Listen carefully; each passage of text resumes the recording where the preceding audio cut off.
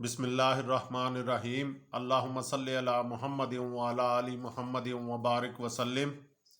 अस्सलाम वालेकुम बेटा, उम्मीद करता हूँ आप सब खैरियत से होंगे। जी बेटा, पिछली दो वीडियोस में हम एक्सेस 10th मैथ्स की एक्सरसाइज 3.1 के 7 क्वेश्चंस कर चुके हैं। पहली वीडियो में 1 से लेके 5 तक, दूसरी वीडियो में 6-7 क्वेश्चन, और आज हम इस वीडियो में क्वेश्चन नंबर 8, 9 और 10 करेंगे। तो बिस्मिल्लाह करते हैं। क्वेश्चन नंबर 8 जो है, find the cost of 8 kg of mangoes if 5 kg of mangoes cost ₹250। तो इसमें बेटा ये देखें कि ये केजी 8 kg और 5 kg ये सेम क्वांटिटी है। रेशो में मैंने आपको समझाया था कि सेम क्वांटिटी के दरमियान में रेशो होती है। तो अब ये एक आपको 5 kg का रेट दिया गया है और 8 kg का रेट आपने मैंगोज का बताना है कि 8 kg कितने के होंगे, उसकी अमाउंट आपने बतानी है, उसकी वैल्यू आपने बतानी है 8 kg की। तो यहाँ पर हम क्या करते हैं कि let the cost of 8 kg of mangoes भी एक्स रुपीज़। हमने जो बताना है उसको हमने एक्स जो है वो लेट कर लिया उसे कि वो एक्स के इक्वल होगा। जो हमने फाइंड आउट करनी है, जो 8 kg की वैल्यू फाइंड आउट करनी है 8 kg ऑफ मैंगोज की, तो वो एक्स रुपीज़ हमने रख लिया। तो अब जैसे कि रेशो जो है वो सेम क्वांटिटी में होती है, केजी की रुपीज़ के साथ नहीं हो सकती। रुपीज़ और रुपीज़ जो है वो और क्वांटिटी है, और केजी जो है वो और क्वांटिटी के लिए यूज़ होता है, मैथ के लिए होता है, और वो रेट के लिए होता है। तो यहाँ पर let the cost of 8 kg of mangoes भी एक्स रुपीज़। तो अब हमने जब रेशोज बनानी है इसकी, तो 8 kg और 5 kg ये सेम है, मैथ्स के लिए केजी यूज़ होता है, तो ये सेम क्वांटिटी सेम यूनिट में है। तो हम इनकी एक रेशो बनाएंगे 8 kg और 5 kg की, और x जो है उसको हमने लेट किया है एक्स रुपीज़, तो उसको ₹250 के साथ हमने रेशो बनाना इस तरह से है बेटा कि 8 kg अगर आपने पहले रखा है तो यहाँ पर अगली रेशो के अंदर प्रोपोर्शन के राइट साइड पे जो रेशो है उसमें भी आपने पहली जो है एंटीसीडेंट जो बनाना है वो आपने x रखना है जो 8 kg से रिलेटेड है। 8 kg के लिए हमने एक्स रुपीज़ रखा है, तो अगर पहली रेशो में एंटीसीडेंट 8 kg है तो यहाँ पर भी एंटीसीडेंट x होगा। अगर आपने यहाँ पर 5 kg रखा तो यहाँ पर एंटीसीडेंट होता है जो रेशो में पहली क्वांटिटी होती है, तो वो आप ₹250 रखेंगे। अगर आपने यहाँ पर 5 kg रखा तो ये 250 रखेंगे। अगर आपने सेकंड में 5 kg रखा तो यहाँ पर भी 250 जो है वो सेकंड में आएगा। 8 kg रिलेटेड है x से और 5 kg रिलेटेड है 250 से। ये केजी की सेम रेशो होगी और रुपीज़ की सेम क्वांटिटी में ये रेशो हो गई। तो अब ये प्रोपोर्शन बन गई 8 kg के लिए एक्स रुपीज़ हैं और 5 kg के लिए ₹250 है। तो ये प्रोपोर्शन को अब हम कैसे सॉल्व करते हैं, ये आपको पता है कि ये जो है ये दरमियान वाले जो होते हैं ये मीन्स हैं। 5 और x दरमियान वाली दोनों जो होती हैं, दोनों एलिमेंट्स प्रोपोर्शन के, तो वो क्या होते हैं, मीन्स। और ये जो है एंड वाले पहला और चौथा जो होते हैं ये एक्सट्रीम्स होते हैं। तो हमें इन एक्सट्रीम्स और मीन्स के दरमियान में रिलेशन मैं आपको समझा चुका हूँ। तो ये क्या होता है, product of extremes is equal to product of means. तो एक्सट्रीम्स का प्रोडक्ट जो होगा वो 8 इंटू 250, ये x नहीं है, ये मल्टीप्लाई है। तो 8 multiply by 250 is equal two means का प्रोडक्ट क्या होगा। प्रोडक्ट का मतलब बेटा मल्टीप्लीकेशन होता है। मैथमेटिकली प्रोडक्ट का मतलब क्या होता है, मैथमेटिक्स में वो मल्टीप्लीकेशन होता है। तो 5 को x से मल्टीप्लाई किया तो वो 5x हो जाएगा। तो इस तरह से हमने एक्सट्रीम्स को मल्टीप्लाई कर लिया इज इक्वल टू 5x। तो यहाँ से हम x की वैल्यू बता सकते हैं। तो x किसके इक्वल होगा, 5 यहाँ पे मल्टीप्लाई हो रहा है, इधर आके डिवाइड हो जाएगा।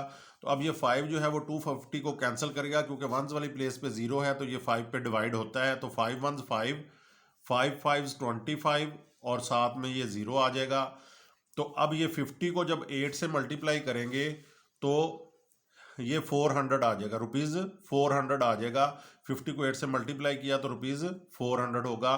तो हमें पता चल गया कि हमने x किसके लिए रखा था, 8 kg मैंगोज के लिए जो कॉस्ट थी वो हमने x रुपीज़ रखी थी। तो वो हमारे पास आ गई है कि 8 kg की कॉस्ट अब ₹400 होगी। तो इस तरह से बेटा इसको प्रोपोर्शन में लाकर इस क्वेश्चन को हम सॉल्व करेंगे। प्रोपोर्शन मैंने आपको डिटेल से समझा दिया कि किस तरह से बनानी है। केजी की केजी के साथ रेशो बनानी है, रुपीज़ की रुपीज़ के साथ। और अगर फर्स्ट में यहाँ पे 8 केजी रखा है तो यहाँ पे उससे रिलेटेड एक्स रखेंगे। सेकंड पे 5 केजी है तो सेकंड पे 250 उससे रिलेटेड है, वो रखेंगे। फिर ये मीन्स और एक्सट्रीम्स बन जाएंगे। Mean product of extremes is equal to product of means के साथ हम इसको सॉल्व करेंगे तो एक्स की वैल्यू हमारे पास आ जाएगी। तो इस तरह से हम 8 केजी जो है मैंगोज उनकी कॉस्ट हम बता सकते हैं। तो नेक्स्ट है बेटा, if A ratio B is equal to 7:6, तो find the value of 3a plus 5b ratio 7b minus 5a। तो सोल्यूशन क्या होगा बेटा, a रेशो b हमें जो गिवन है वो किसके इक्वल है, 7:6 के। तो अगर आप इसको फ्रैक्शन में लिखें, आपको पता है कि रेशो में फ्रैक्शन में लिखा जाता है, तो ये a/b होगा। ए रेशो बी को a/b में लिख लेंगे और 7:6 किसके इक्वल होगा, 7/6 के। तो a/b की वैल्यू आपके पास आ गई 7/6। ये हमारे पास गिवन है, ये देखें, if a ratio b is equal to 7:6, तो उससे हमें हमारे पास ये गिवन है, तो हमने ये वैल्यू a/b की हमारे पास आ गई। अब हम यहाँ पर इससे हमने इसकी वैल्यू फाइंड आउट करनी है। इसकी वैल्यू कैसे फाइंड आउट करनी है, इसको यूज करते हुए ये अब हम नेक्स्ट करेंगे।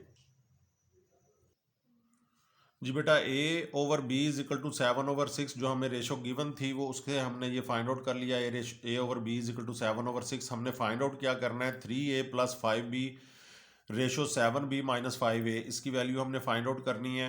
तो वो अब हम ये भी रेशो में है तो इसको भी हम फ्रैक्शन में लिखेंगे, तो ये एंटीसीडेंट न्यूमरेटर बन जाता है और कंसेक्वेंट जो होता है वो डिनोमिनेटर बन जाता है, 3a plus 5b over 7b minus 5a। अब यहाँ पर हमारे पास वैल्यू a/b की है, हमने यहाँ पर इस फॉर्म में इसको लेके आना है कि हम ये a/b की वैल्यू जो है वो यूज़ कर सकें। a/b की वैल्यू 7/6 को हम यहाँ पे पुट कर सकें। यहाँ पे हम किसी भी जगह पे a/b की वैल्यू पुट नहीं कर सकते। यहाँ पर ये ना आप समझें कि ये a/b है, ये a डिनोमिनेटर में है, ये b सॉरी a न्यूमरेटर में है, b डिनोमिनेटर में है, तो ये a/b की यहाँ पे वैल्यू पुट नहीं की जा सकती। तो इस a को a/b बनाने के लिए हमें क्या करना पड़ेगा, b पे डिवाइड। वो b फिर इससे भी डिवाइड होगा तो b से कैंसिल हो जाएगा। यहाँ पर अगर न्यूमरेटर को b से डिवाइड करेंगे, किसी भी फ्रैक्शन में जो न्यूमरेटर से अगर किसी चीज़ को डिवाइड करते हैं तो डिनोमिनेटर से भी उसी को डिवाइड करें तो फिर कोई फ़र्क नहीं पड़ता। तो अगर हम इसको a/b बनाने के लिए न्यूमरेटर को b पे डिवाइड करेंगे तो डिनोमिनेटर को भी b पे डिवाइड करना होगा। तो वो भी जब b को डिवाइड करेगा तो ये कैंसिल हो जाएगा और ये a/b, तो हमारे पास ये a/b आ जाएगा, वहाँ पर हम वैल्यू पुट कर देंगे। तो हम क्या करते हैं कि dividing numerator and denominator by b। Numerator हमारे पास 3a प्लस 5b है, इसको b पे डिवाइड कर दिया, और 7b माइनस 5a है तो उसको भी b पे डिवाइड कर दिया। किसी भी फ्रैक्शन में अगर न्यूमरेटर को भी सेम नंबर या डिजिट पर डिवाइड किया जाए और डिनोमिनेटर को भी, तो उस पर कोई फ़र्क नहीं पड़ता। तो अब ये b जो है ये इन दोनों टर्म्स को डिवाइड करेगा। तो ये 3 जब इसको डिवाइड करेगा तो 3a/b हो जाएगा। 3 को बाहर लिख लिया मैंने, ये a/b हो जाएगा प्लस 5b/b होगा, क्योंकि ये दोनों को डिवाइड करेगा a/b। ये a को डिवाइड कर दिया, ये b को भी डिवाइड करेगा तो ये b/b हो गया। इसी तरह से डिनोमिनेटर में ये वाला b जो है ये इसको भी डिवाइड करेगा, 7b/b माइनस 5a/b हो जाएगा। तो ये देखें, ये b जो है वो b से कैंसिल हो जाएगा, ये b भी b से कैंसिल हो जाएगा। ये a/b की वैल्यू हमारे पास है, ये हम पहले जो गिवन रेशो थी उससे हम फाइंड आउट कर चुके हैं, a/b इज इक्वल टू 7/6। तो हम इससे क्या करेंगे कि यहाँ पर a/b हमारे पास जो है इसकी वैल्यू यहाँ पर पुट करेंगे, पुटिंग वैल्यू ऑफ a/b। तो a/b की वैल्यू मैंने आपको बताया 7/6 है, तो a/b की जगह पे हम क्या लिख देंगे, 7/6। 3 इंटू 7/6 प्लस यहाँ पे b से कैंसिल हो गया तो जस्ट 5 बचा है, तो यहाँ पर भी b से कैंसिल हो गया, जस्ट 7 बचा है, माइनस 5 a/b यहाँ पर भी है तो ये 7/6 यहाँ पे भी पुट कर देंगे। तो अब ये देखें कि यहाँ पर 7 तो 3 से मल्टीप्लाई होगा 21 हो जाएगा, तो 21/6 हो जाएगा ये, तो 6 इसके नीचे क्या है, 1 है। तो यहाँ पर 6 1 6, ये 6 इसका एलसीएम आ जाएगा।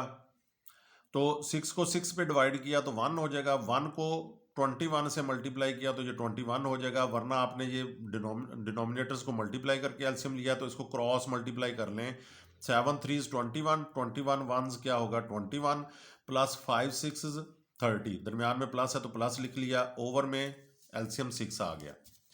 इसी तरह से नीचे ये 6 है, इसके नीचे क्या है 1 है, तो ये 5 तो 7 से मल्टीप्लाई होगा, ये 35 होगा, तो 6 वंस 6, डिनोमिनेटर में भी 6 एलसीएम आ गया, तो ये फिर क्रॉस मल्टीप्लाई करें तो 7 6 आर 42 माइनस ये 35 होगा, 7 और 5 मल्टीप्लाई करके 35 होगा, 35 को 1 से मल्टीप्लाई करेंगे तो 35 आ जाएगा।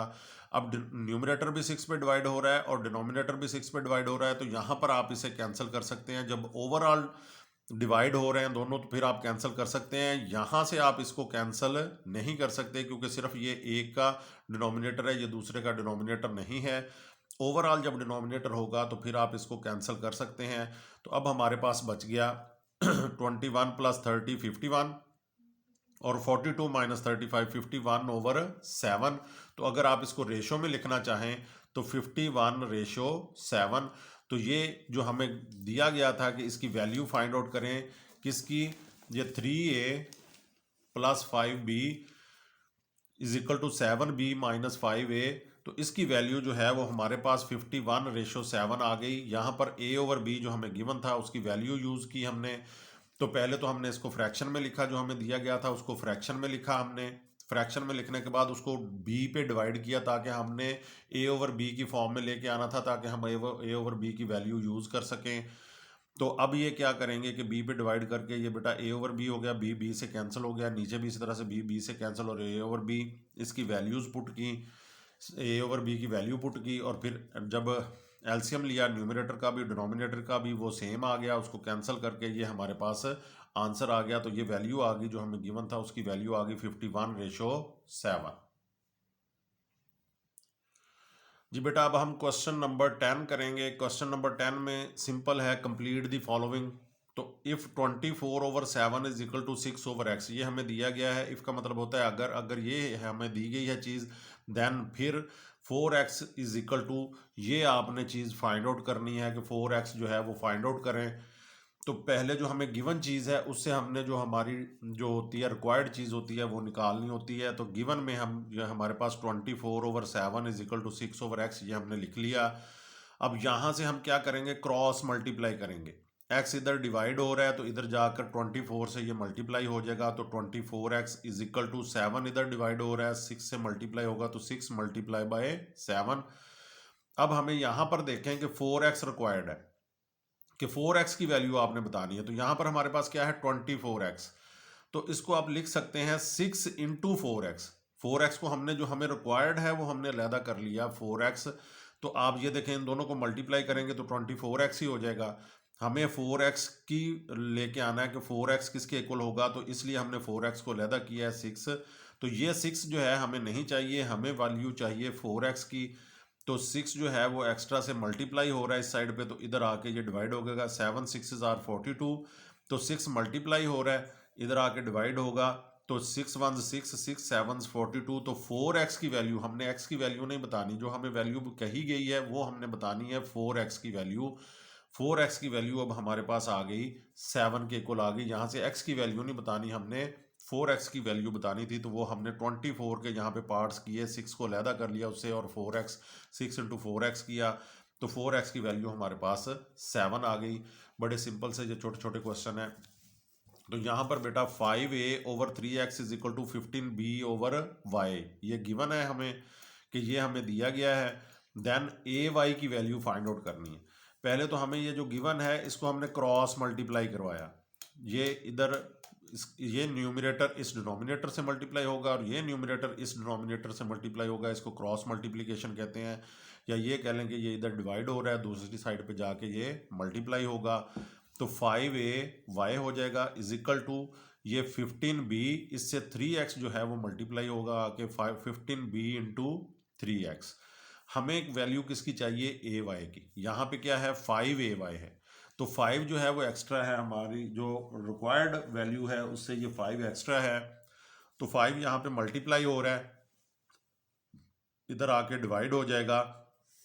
तो ये मल्टीप्लाई हो रहे हैं, अगर प्लस माइनस हो रहे हो तो फिर आप इसको कैंसिल नहीं कर सकते, ये मल्टीप्लाई हो रहे हैं ऊपर, तो ये आप कैंसिल कर सकते हैं।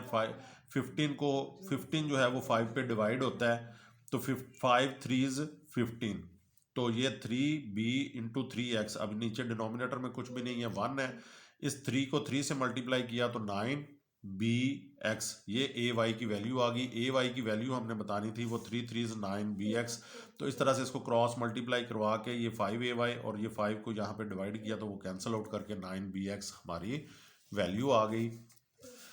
तो अब नेक्स्ट है 9pq/2lm। इसका थर्ड पार्ट है बेटा 9pq/2lm is equal to 18p/5m। ये हमें गिवन है, ये हमें दिया गया है, और देन 5q की वैल्यू फाइंड आउट करनी है। तो हमने क्या करना है जो हमने 5q फाइंड आउट करना है, q इस तरफ है, यहाँ न्यूमरेटर में है, 5 जो है वो डिनोमिनेटर में है, तो हम इसको क्रॉस मल्टीप्लाई करवाएंगे। ये डिनोमिनेटर इस न्यूमरेटर से, ये डिनोमिनेटर इस न्यूमरेटर से मल्टीप्लाई होगा, तो 5m किससे मल्टीप्लाई होगा, 9pq से, और 2lm किससे मल्टीप्लाई होगा, 18p से। इन दोनों को मल्टीप्लाई करवा दिया, इसको क्रॉस मल्टीप्लिकेशन कहते हैं। अब हमें यहाँ पर ये 5 और ये q, ये हमें चाहिए, क्योंकि 5q की जस्ट वैल्यू चाहिए हमें। तो ये सारे मल्टीप्लाई हो रहे हैं, 5m इंटू 9pq, इस ब्रैकेट का मतलब भी बेटा मल्टीप्लिकेशन होता है। तो 5q जो है हमें ये सिर्फ इस साइड पर रखेंगे, क्योंकि इसकी वैल्यू हमने फाइंड आउट करनी है। ये देखें यहाँ पर 5q की वैल्यू फाइंड आउट करनी है, तो 5q इसी साइड पर रखेंगे। बाकी ये जो सारे मल्टीप्लाई हो रहे हैं, ये m 9 और p, ये जो मल्टीप्लाई हो रहे हैं ये एक्स्ट्रा है हमारे पास इस साइड पे। हमने वैल्यू क्योंकि 5q की बतानी है, तो ये इधर मल्टीप्लाई हो रहे हैं, इधर आकर ये डिवाइड हो जाएंगे। तो ये m इंटू 9p ये डिवाइड हो जाएंगे यहाँ पे आके। तो ये भी मल्टीप्लाई हो रहे हैं, ऊपर नीचे भी मल्टीप्लाई हो रहे हैं, कोई प्लस माइनस नहीं हो रहा। तो ये सब की अब कैंसलेशन कर सकते हैं, जो भी कैंसिल हो। ये m नीचे डिनोमिनेटर में भी है, न्यूमरेटर में भी है, ये m से कैंसिल हो गया। p न्यूमरेटर में भी है, डिनोमिनेटर में भी है, p से कैंसिल हो गया। और 9 1s 9 और 9 2s 18, ये 18 जो है वो 9 पे कैंसिल हो रहा है, तो ये भी कैंसिल हो गया। तो अब ये p भी कैंसिल, m भी कैंसिल, 9 भी कैंसिल, डिनोमिनेटर में अब कुछ नहीं बचा। न्यूमरेटर में भी ये हमारे पास 2 है और ये 2l है। इन दोनों को मल्टीप्लाई किया तो 5q की वैल्यू आ गई हमारे पास 4l। तो इस तरह से इन क्वेश्चंस के अंदर बेटा जो हमें डिमांडिंग जो दिया गया है, हमने उनकी वैल्यू बतानी है। गिवन जो चीज़ें हैं हमारे पास, उनमें से हमने इनकी वैल्यू जो है वो एक्सट्रैक्ट करनी है कि किस तरह से हम इनकी वैल्यू बता सकते हैं। तो तीनों में हमने क्रॉस मल्टीप्लिकेशन करके ये जो रिक्वायर्ड चीज़ थी वो लेफ्ट साइड पे रहने दी, और दूसरी चीज़ें जो हैं वो राइट साइड पे आके मल्टीप्लाई हो गई, डिवाइड हो गई। तो उनकी कैंसिलेशन करके इसका आंसर आ जाता है। उम्मीद है आपको ये हमने आज की जो वीडियो थी इसमें एक्सरसाइज 3.1 का क्वेश्चन नंबर 8, 9 और 10 किए हैं। उम्मीद है आपको बड़ी अच्छी तरह से समझ आ गई होगी। कुछ भी अगर समझ नहीं आया तो आप कमेंट सेक्शन में पूछ सकते हैं। अगर वीडियो अच्छी लगी है तो लाइक कर दें, दोस्तों से शेयर करें, और अगर चैनल को अभी तक सब्सक्राइब नहीं किया तो चैनल को सब्सक्राइब कर लें, बेल आइकन को बटन दबा दें ताकि हर आने वाली वीडियो का आपको नोटिफिकेशन मिल सके।